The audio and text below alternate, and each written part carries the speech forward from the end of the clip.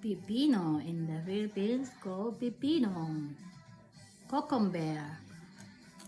And in Slovakia, or horky, or horka.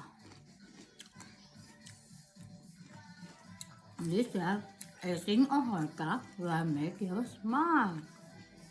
So, I'm going to eat this horka.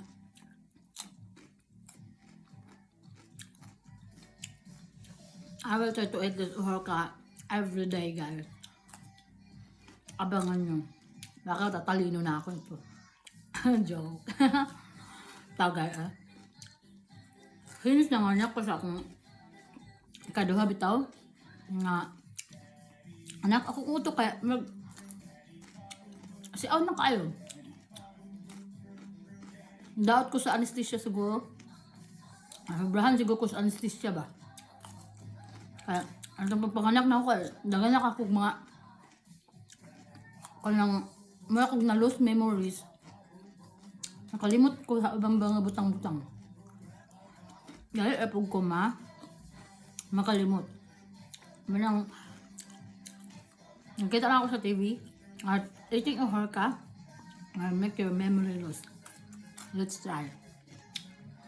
I have also apple, because an apple day keeps the doctor so well. Apple in the morning, doctor's morning. Karon ko nitag apple para wala. Yun ka. Mag-add ko, hospital. So, eating healthy will make you out of sickness. So, kaon tagal. Young already. I was dada. I don't know. Hi. Hi muna, hi. Hi, Sarka.